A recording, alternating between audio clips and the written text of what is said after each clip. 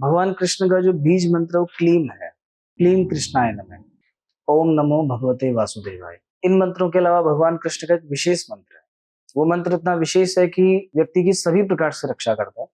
आपकी समस्या चाहे जैसी भी हो, शत्रु बाधा है, कहीं कोई आर्थिक फाइनेंशियल प्रॉब्लम है, या कोई ऐसा संकट है कि आपको लग रहा है मुझे तुरंत आराम चाहिए इससे, भगवान कृष्ण का जो अवतार है, उस अवतार में विष्णु भगवान ने अपनी पूरी 16 कलाओं के साथ में अवतार लिया था। 16 कलाओं का अर्थ हो गया 16 शक्तियों के साथ में। लेकिन भगवान राम के रूप में जो अवतार लिया उसमें मात्र 12 कलाएं थी।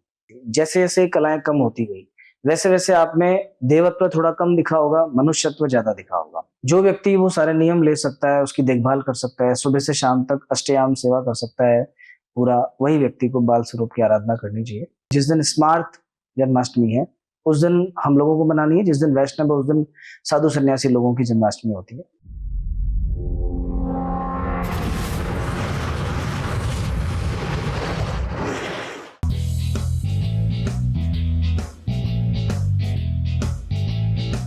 भगवान विष्णु के 10 अवतार हैं, जिनमें से कि राम अवतार और कृष्ण अवतार को विशेष महत्व दिया जाता है। भगवान विष्णु त्रिदेवों में से एक है, ब्रह्मा विष्णु महेश में से। और विष्णु भगवान का जो मुख्य कार्य सृष्टि का पालन पोषण करना बताया गया है। विष्णु भगवान ने अलग अलग समय पर जब जब आवश्यकता महसूस हुई या ऐसा लगा कि धर्म की हानि हो रही है, तो धर्म की पुनर्स्थापना के लिए, पुनरुद्धार के लिए अलग अलग अवतार लिए।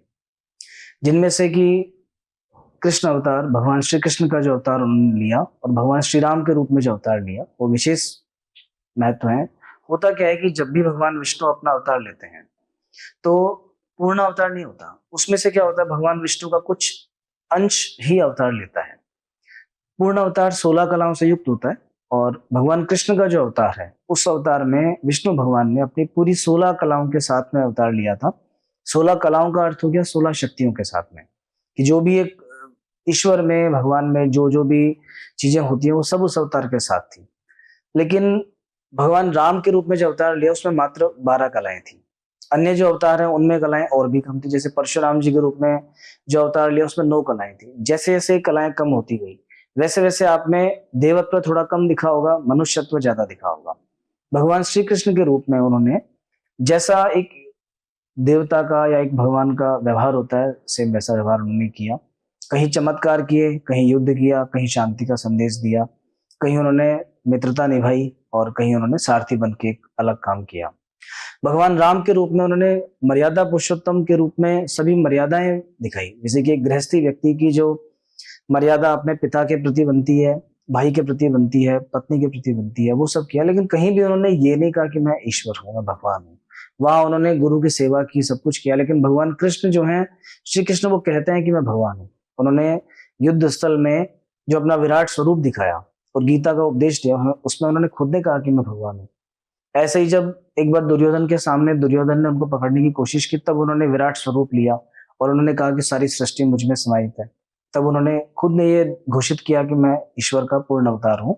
लेकिन भगवान राम के रूप में उन्होंने कहा कि एक सामान्य मनुष्य वो किस तरह से गृहस्थ में रह करके और अपने जीवन को प्रॉपर तरीके से सबके साथ में रिश्ते निभा सकता है।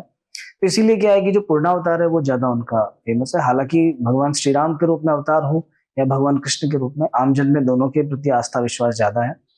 कृष्ण अवतार के लिए चारों तरफ आप देखेंगे, नॉर्थ साउथ ईस्ट वेस्ट सब जगह पे भगवान श्री कृष्ण का जो त्योहार है बड़े हर्षोल्लास से मनाया जाता है। देखिए, जन्माष्टमी भगवान श्री कृष्ण के जन्म का दिन है, जन्मोत्सव है एक तरीके से। क्योंकि भाद्रपद कृष्ण अष्टमी के दिन मध्याह्न के समय, दोपहर रात्रि में 12 बजे उनका जन्म हुआ था। तो बाल स्वरूप की आराधना इसी दिन होगी, क्योंकि बालक के रूप में जन्म हुआ उनका। तो इस दिन जो जन्माष्टमी के दिन पूजा की जाती है वो बाल स्वरूप की जाती है। इस बार जन्माष्टमी का जो पर्व 26 तारीख को मनाया जाएगा। क्या होता है, रात्रि के समय, जिस समय भगवान कृष्ण का जन्म हुआ, उस समय वो तिथि है कि नहीं, इस पे निर्भर करता है। तो इस बार जो 26 तारीख की रात है, उस दिन जन्माष्टमी उसी दिन है, तो 26 तारीख को रात्रि में ही मनाई जाएगी। तो पूरे दिन भर, 26 तारीख का जो दिन है वो व्रत का दिन है। रात्रि जब 12 बजेंगे तब व्रत खोलने का समय, भगवान कृष्ण के जन्मोत्सव का समय। तो इस बार 26 तारीख को मनाई जाएगी। सामान्य रूप से जब ये इसमें ऐसा होता है कभी कभी कि 2 दिन तक जन्माष्टमी आती है, उसमें आपको ध्यान रखना है कि जिस दिन स्मार्त जन्माष्टमी है उस दिन हम लोगों को मनानी है, जिस दिन वैष्णव है उस दिन साधु सन्यासी लोगों की जन्माष्टमी होती है। स्मार्त वाली अधिकतर पहले आती है, पहले स्मार्त आती है, बाद में वैष्णव आती है। लेकिन अभी इस बार ऐसा कोई कंफ्यूजन है नहीं, तो इस बार आप ये ध्यान में रखिए 26 तारीख को जन्माष्टमी है, उसी दिन मनाई जाएगी।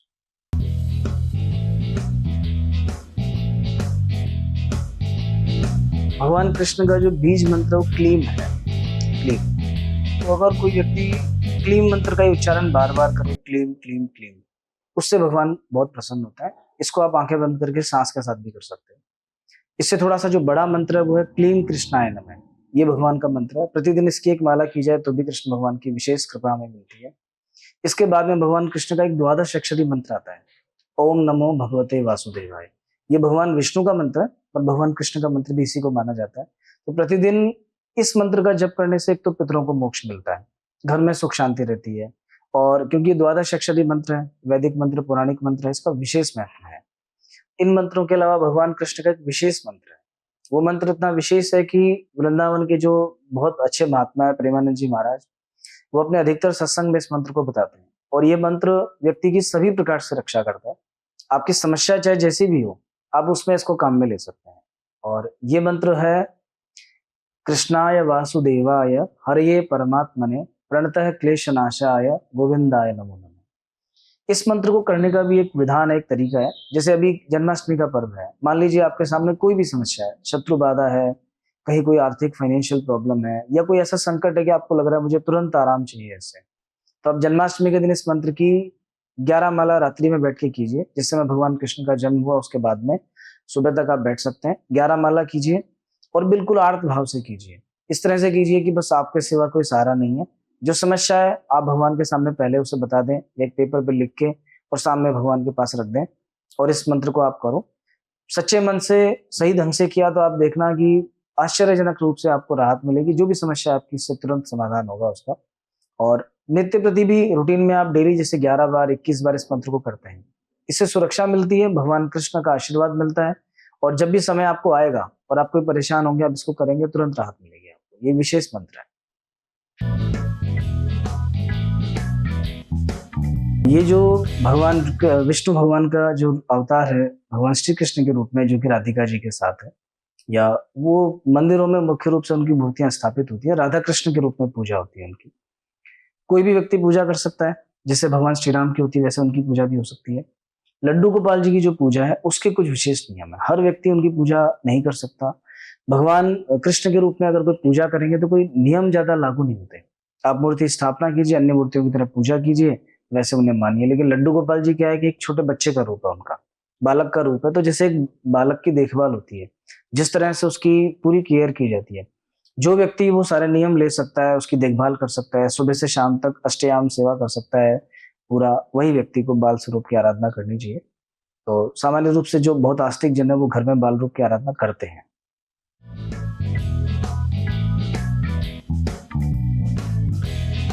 देखिए, सबसे पहले तो जन्माष्टमी का जो दिन है वो उत्सव का दिन है।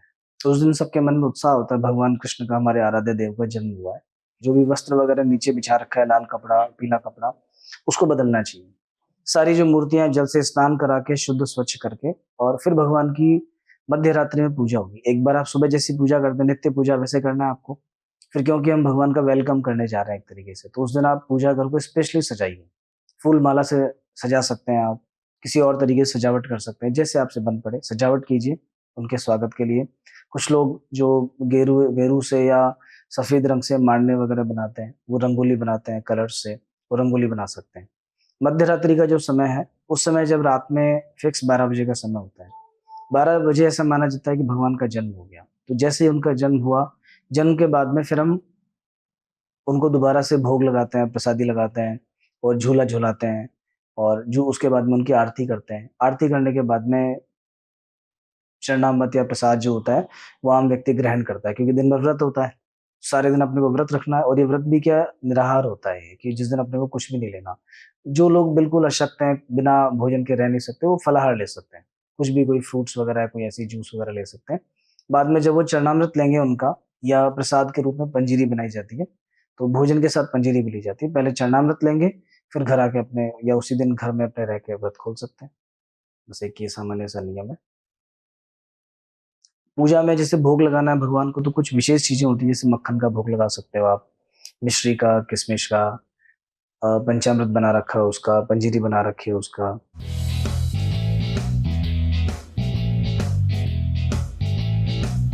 भगवान विष्णु ने अपने इस पूर्णावतार में भगवान कृष्ण के रूप में बहुत सी चीजें हमें दी है। युद्ध भूमि में गीता का ज्ञान दिया है, और गीता का जो एक एक श्लोक है उसमें आपके जीवन की सभी समस्याओं का समाधान निहित है।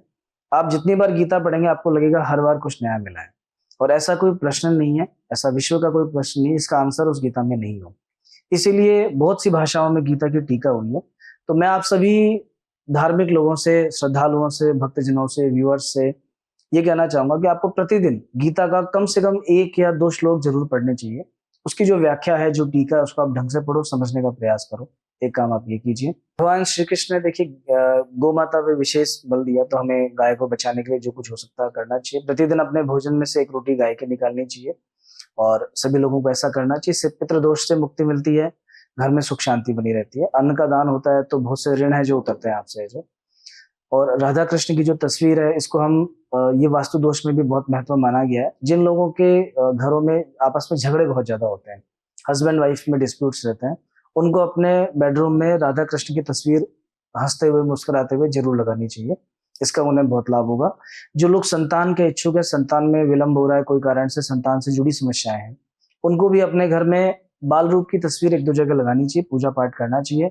और जो लोग धन को चाहने वाले हैं, जिनका काम धंधा अच्छा नहीं चल रहा, व्यापार अच्छा नहीं चल रहा, उनको प्रतिदिन गोपाल सहस्त्र नाम का पाठ करना चाहिए। तो भगवान कृष्ण की आराधना से बहुत सी चीजें हमें मिलती हैं। जैसा आप चाहेंगे वैसा आपको मिलेगा।